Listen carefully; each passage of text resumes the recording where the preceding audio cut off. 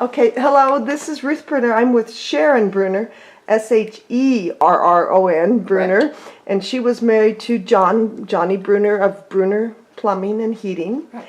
And today is September 12th, 2019. We're at her home and Trailwood Circle, and we're going to just learn about kind of life on Main Street and what it was like to have a husband that owned a business, and the boys, you had how many sons? Four sons. Four sons, Yeah. and just how that is different for people that today, moved Exactly, to Windsor. yeah. So what was Windsor like, and when did you first move here? We moved here the summer we got married, and we were in college at the time. And so when John was ready to graduate, we moved back to Windsor because he decided he didn't want to teach. And we had twin boys by then. So, and Windsor was a small town. I knew everybody and where they lived and who their kids were. It was a small neighborhood. When my boys started school, we could walk to Tozer Elementary, and if I couldn't pick them up, I'd call a couple of people on the route home and I'd say, could you keep an eye out because the twins will be walking by? And they would call and say, they just left here. And one day a lady called and she says, well, they just passed here, but they're playing in the incinerator in the back. She says, I'll tell them they should get home. So that's the kind of town Windsor was. What year was that? That had to be in 1965. 65, when they were in kindergarten, Yeah. or Right. that.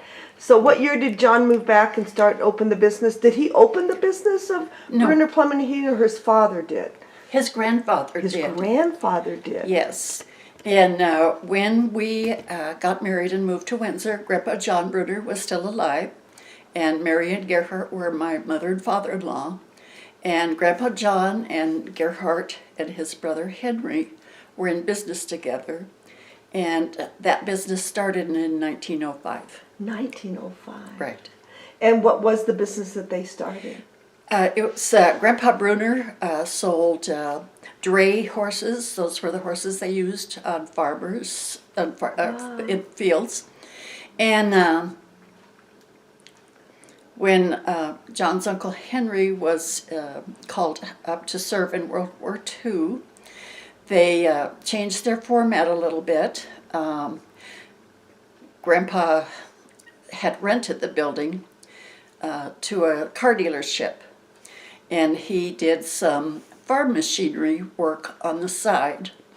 And when Gerhard married Mary, then they expanded the business and they began selling hardware and appliances and did service work. That's what Gerhard did. Gerhard was interested in electricity, and he was fascinated by some of the machinery that was becoming very commonplace, and that was in the 35. When Henry came back from the service in 1945, he was a mechanic for the Army, and so Grandpa Brunner sold farm implements, and Henry took on the maintenance and the repair of the farm machinery.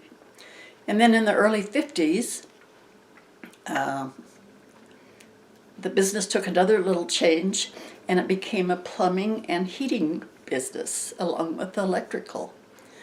And when I came along in 1959, basically became a mechanical service business. Okay. And John and his dad worked together in that until our boys turned 14, and then they began helping at the shop. And eventually, Eric became an electrician, and Daryl. Mark became a backhoe operator, and Martin took up plumbing. So the four boys are still doing some of that. Daryl and Eric took some jobs in Windsor. Daryl went to work for Vestas, and Eric went to work for the medical center in Loveland. So Eric is there. He's an electrician for the hospitals in Loveland, and Daryl is still at Vestas. Wow, that's interesting how it so evolves Yes. in the world of business and the tradition that Yes. your family has. And the two boys Yeah. that are still in that business is Daryl takes on part-time work, as well as Eric, and Mark still runs the backhoe, and Marty has taken over the entire plumbing part of the industry. So, Wow. Wow. so they're still all at it. So that's very interesting. How was it to be a mother of 4 boys and move to Windsor into a business and family that was established? I loved it. For I many loved every generations? minute of it. Yeah, it was great. Didn't you cook at lunch for them, or how I did. Yeah. I did. When the kids, when Daryl and Eric got into junior high, my mother-in-law had a little kitchen established at the store, and she would do warmed up and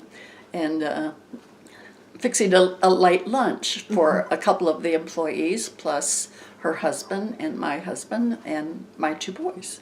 Yeah. So yes, we've been cooking there and at home. At the since- store? Yes. Yeah. So let's make sure the people watching, what was the address of the store? 512 Main Street. Okay. The industry started there. That's where Grandpa Brunner had a stable for the horses. And there's evidence of that in the building still. You can tell where the stalls were for the horses. And then when the gentleman was renting the space for the cars, it was conducive to what he was doing. There's an attic with a freight elevator in the building, and they would stockpile the cars up in the attic, and they'd use those front windows on the shop as it is, as a showroom. Wow. So I stopped by there. Maybe we'll have to go back someday and That'd be take some fun. pictures of the lift Yeah. and let some of the kids Right. see that. And it's been my goal and my kids to maintain that ambiance at the shop. We're trying real hard not to change or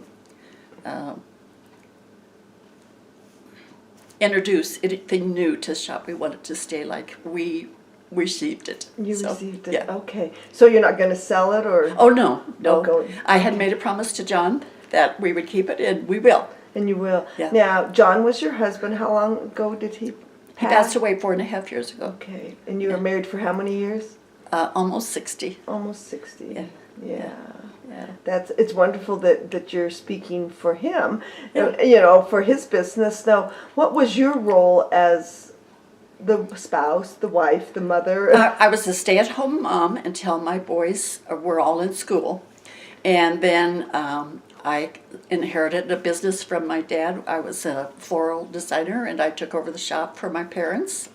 And I was there for 30 years, as well as raising my kids. And helping John, I learned to do a lot of things. So, And that shop was Morgan's Morgan Floral. Floral in Right. Greeley. Yeah, So- my dad had started a garden center there. He started business in Greeley in 1950.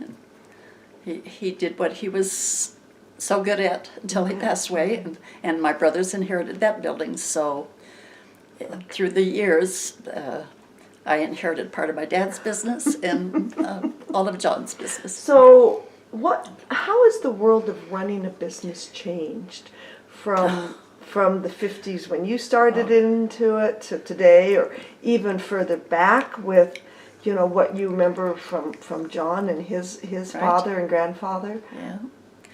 Well, I learned from both my dad and Grandpa Brunner, Grandpa John Brunner. You want to trust people.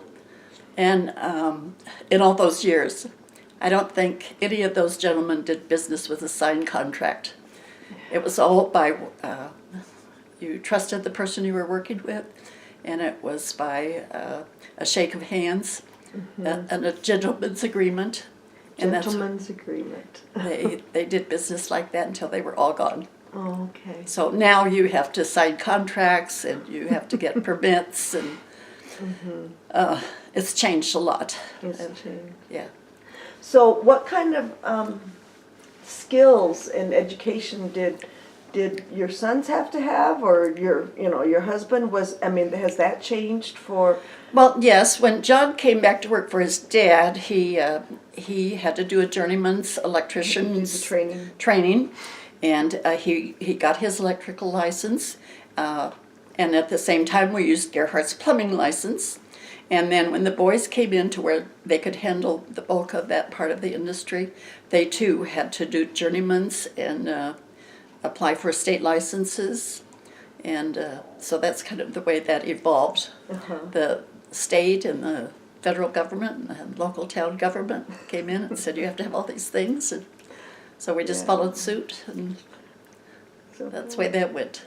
Well, that's interesting. So what role did Windsor schools and education play in preparing your kids? Was there vocational education at all in our schools, or was that? It just was, something... but John was the nephew of Jim Dudley, and John became a math major, in essence. And that's what he went to school for. He was going to try to be a math teacher like Uncle Jim. And he went to do his student teaching, and he came home and he says, I don't think I can teach school. So he went ahead and graduated that year, and we started working for his dad. Yeah. So for people that don't, Jim Dudley's who the football field's named Exactly, after. He yeah. was math teacher, coach, and Right. all those different And he was things. John's uncle. John's uncle. Okay, I didn't know that. Yeah. So for your boys then, what was their field of study when they were in school? Actually, Marty and Eric went to Woodward Governor through a program at the high school. Huh. And I don't know how that changed, but they came to work for their dad after some time, and stuck with their dad until they got kind of itchy feet and they wanted to try something else. And they were in their 30s and 40s when they went to do that. But they're happy where they're at. Yeah. So what's the secret to raising 4 boys? I just loved them. Yeah. Yeah. So, how has church and your faith played a role in your life, and now that your kids are grown, and Yes. other families, the Toms, and Right. that? Well, I was a church kid from the time I was 4 years old, and grew up in a Christian family. And when we moved to Windsor, we went to St. John's Lutheran Church with John's mom and dad. And it was very different than being raised in a Baptist church, particularly because the men sat on one side of the church and the women sat on the other. And it just didn't feel very comfortable when we'd go to church. So John and I just would sit toward the back of the church and we'd sit together. And then Mrs. Detter, who... I can't remember what her husband's name was. She had a little boy the same time as I had Daryl and Eric, and we sat together at the back of the church. And in time, when our kids were of school age, they went to Sunday school at Bethel because it was a more active Sunday school and youth group. So we stayed there, and we've been at Bethel for over 50 years. And that's my church family. So. Yeah, I had some of your boys in Bible school when I first sure. moved here in '74. Yeah. So Yeah. So the St. John's was a German-Russian church. Yes. Was the German spoken and taught? Yes, it was at times. They had special services that were in German, and of course all the funeral service were generally all done in German. But I came from a German background on my mom's side, and it was comfortable. I didn't feel like I was out of place. So were you part of the start of Bethel Lutheran, or do you remember how that came about? It had been established when John and I went into Bethel. Okay. So, and that came about because John was a volunteer fireman, and many of his classmates were members at Bethel Church. And we were all the same age, and our kids enjoyed each other, and we enjoyed each other each other's company as families through the fire department. So we sort of evolved into Bethel Lutheran and Okay. kept those friendships all these years. That's wonderful. Now, were you a fireette? Yes, I was. Yes, I because was. somebody wanted us to interview and find out about the fireettes. Oh, that was kind of a fun part of life. It was. I always felt that the fire department was a fraternity of families, and we got involved in each other's families. Most events were family oriented through the fire department, and our kids grew up in that, and they've still maintained those same friends that they made through the fire department and through. At that time, there was only one Tozer Elementary, and so my kids and Park School. and Park School. So tell me, for those who are listening, what were the fireettes? And we had the volunteer firemen. It was we were wives of firemen, and we supported the fire department by if the guys were called out for a fire, and they were out there for extended time. The women would get together, and we would prepare snacks or a meal or something to take to them. Ran errands for them when it needed to be done. Oftentimes, there were times when we had a vigil of sort when our guys were hours and days on a call, and we would go out and just keep them company.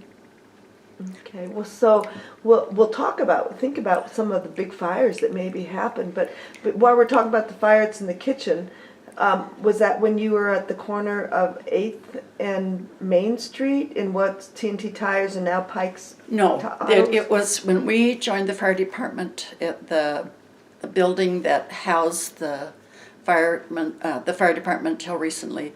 That's where we held our meetings. I'm not sure when that was built. It was fairly new when we joined the fire department. Was it on Main Street there? It was always on Main Street. On Main and 8th, yes. Okay. John's uncle, who passed away in the early 60s,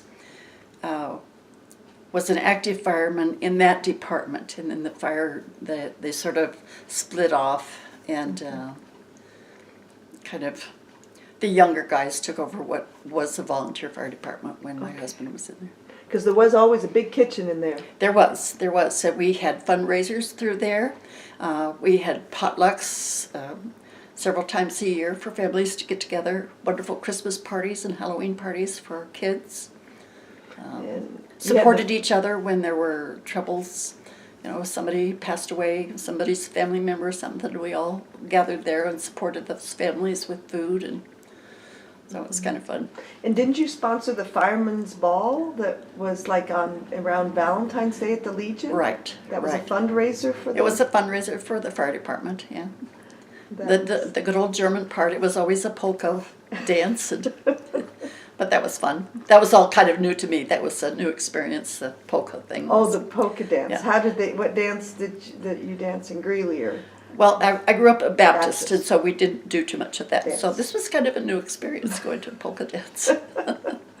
Fun. So then go back to the fires. What was one of the calls you remember that was? The junior high school. Oh. Yeah. We lived across the street at that time. We lived on Walnut Street. And that was a week-long endeavor that we supported the Is it guys. 1964? I believe it was. It was... in May 17th, I think. Yeah. So it took a week to get that fire out? Or? Yeah, it smoldered a lot. And I knew that because we lived across the street. Okay. So that was a big fire. And at that... in the later years, maybe 10 years later, then the fire department took on the EMT system that's now in every fire department, and it involved a lot more time for our husbands, and they would be away. But it was a fun time. I don't remember the bad times. It was just everything we did was a good time. It was important. It was helpful. It was. It was very helpful to our community. Right, it was. So in that time, Windsor was, when you moved here in the 50s, it was a couple thousand people? would you I say? think there were 1,500 people when I 1,500 moved to people. Windsor. Hmm. Wow. Yeah. And when did the fire department, the volunteer fire department, kind of become a fire chief in a professional building and the building we know now on 7th Street? Oh, that was after Ash. John had retired, when it became a paid department. So I don't have a whole lot of information about Okay. what that. So, as a wife of a fireman, how did he find out there was a fire? What happened? There was a siren on the old town hall, and that was when we first joined. And then it wasn't too long, and the guys got pagers, and we had CB radios at home, and the guys carried a pager with them, and they were called out that way. Called it that way. Okay, so did any of your boys go on to become volunteer fire? No. Why do you? Okay, they saw. I think they had enough of that by the time they were That all. able to make that kind of decision. I think they'd. So, what advice would you give the students that are listening to this or editing this tape? What would you tell them about life and what they should take forward? Oh, just keep close to your family would be one. And I don't know, just be honest. And whatever you do, be honest. Be honest. Yeah. Yeah. Is there anything you do different in life? I don't believe so. That's. I don't believe I'd change one thing. I've had a good life. Yeah, So. even the bumps in the road lead to Exactly. higher They're ground. just experiences, just lessons that we have to learn. So, and you can do that. You just have to put your heart in it. Yeah. Yeah. Yeah. All right.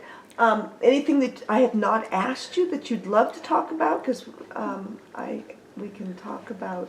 Well, an interesting part of the life John and I had was when Kodak introduced themselves to Windsor, and we were on the ground floor with that.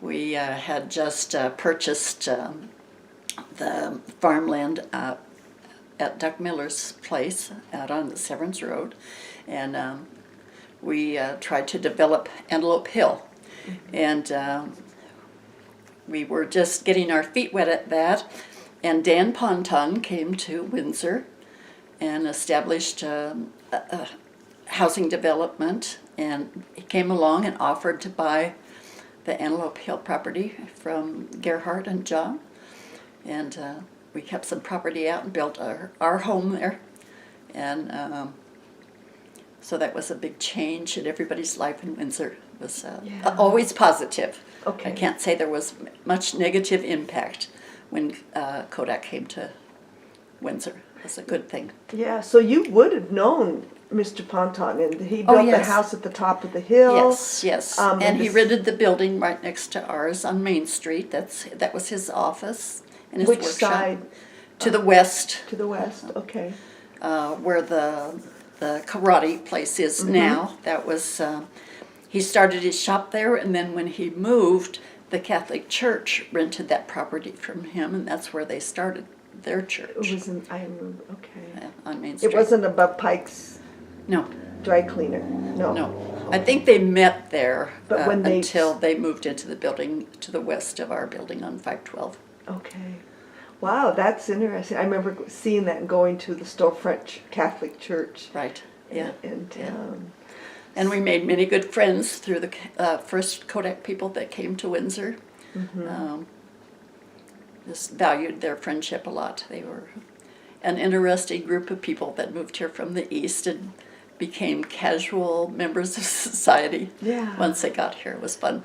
That was a big change for It was. Windsor in 1969. That Yes, was a it huge was. change. Yeah. How did that impact and change Windsor? I mean, you had moved here as not really an outsider, but yet you'd married into the town. Right. Well, first of all, the housing development that began, the building of new homes in Windsor, because I was here over 10 years, and I don't think a new house was built in Windsor in those 10 years. In those 10 years. Yeah, so, So how many houses have you lived at in your life in Windsor? You lived on when this you is first the married? third place. When we first moved to Windsor, we moved into the old Taylor home. It was a 2-story house on Walnut Street, and Between it was 812 Walnut. It was a big 2-story house, and we lived there about 8 years, and then we acquired the land on Antelope Hill, and then we built, John and I and friends of ours and family built our home of 50-some years on Antelope Hill together. Mm-hmm. We did a lot of the work ourselves, and so we lived there for 51 years. And after John passed away, I lived there for a couple of years and decided I needed something smaller than a 5-bedroom house. So I came with lots of trees in yard. Right, yeah, it was a big yard. Yeah, it was a lot to take care of. So I moved here to Trailwood Circle, and it's just been a comfortable transition, and I love it here. So good. It's good. So, I mean, are you willing to talk prices so people would understand how prices have changed? I mean, in the 50s, did you buy or rent your 2-story house on Walnut? My father-in-law helped us buy it, and we bought it for $500. $500. Yeah. Wow. Wow. Yeah. Yeah. Yeah. And then, big changes. How many acres was Antelope Hill? When we purchased it, it was, I think it was 18 acres on the top of the hill. And it was a good farm ground, right? It was good farm ground. It was good farm ground. Right. I thought it couldn't be irrigated or... Oh, no, it was good farm ground. Mm-hmm. Okay. Yeah. All right. Did you farm it or? Oh, no. Dave Miller kept the farm property that circled Antelope Hill. Okay. And I can't remember. The Cadlips bought the farm property from the Miller estate. Okay. So yeah, we won't talk price of what you paid for 18 acres, but I couldn't tell you I couldn't tell you. Yeah, but things have changed. Yes, they have. In those days, John did all of the money in our family. Mm-hmm. So it was a new experience when after John's dad passed away, and we had to take on that responsibility. But John did a great job. Yeah. Yes. So what did you do as a mother for your own self? What kinds of things did you do for? Did you belong to service clubs? Did you play bridge? Did you have different social groups that women had at that time? You know, our social group was the families of the fire department. Okay. And then later on through the church. Mm-hmm. And my joy of cooking came from the women at Bethel Lutheran Church. I volunteered at every opportunity so I could learn to cook from those women. And when I lived on Walnut Street, Molly Miller was my neighbor, and she taught me to make all the German dishes that I know how to make today. Mrs. Miller was 90 at the time she started teaching me to cook, which was a real joy. Yeah. So. Oh. And then the women at Bethel were the best cooks in town. Yes. And everybody would tell you that. We performed our fixed dinners for the Lions Club and Chamber of Commerce, and sometimes the football banquet was held at Bethel Lutheran Church. So. Really? Mm-hmm. So now, Bethel Lutheran's on the corner of 4th and Walnut. Right. For people who don't know, when you first started there, did they have the church building, or were they still meeting in the old library that was? The church building had just been completed, and we used the old library as a fellowship hall. Mm-hmm. And that's where we cooked and prepared all those wonderful meals that we served. And there was a dumbwaiter in it? Yes, there was, yeah. I think your boys rode up and down that a few times. I'm sure in Bible that they school. did. I'm sure if that was there to get into, they would have found it, I'm sure. Yeah. That's why they put me in that room teaching with all sorts of fun things. Yeah. So what kind of antics did 4 boys get up to that as a mother that... Just probably the typical things that boys get into. Just take things apart to see how they worked. And that was a great advantage for our boys because both their grandpa and their dad encouraged them to learn to take things apart and put them back together so that they would work. Yeah, well, that's a wonderful tribute. Yeah. So. Yeah. Well, Sherron, it's been very interesting for me to interview you today. Thank you. And I know there's more than one Sherron Brunner, so we have to know it's Sherron. Yes. Is that a different Germanic way of spelling, or what is It's from the Welsh. Welsh? My great-grandma Susie was an immigrant from Wales Okay. in 1865. Oh. So And where did she immigrate to? to Norman, Oklahoma. Okay. Yeah. Wow. And then how did your family end up in Greeley? My mother, her mom was an immigrant, one of the Volga Germans that came to the United States, and they ended up farming in the Loveland area.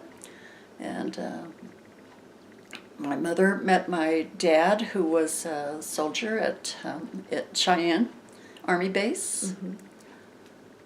So how'd they get from Norman, Oklahoma to Loveland? it was a long trip for my dad. Yeah. Yeah.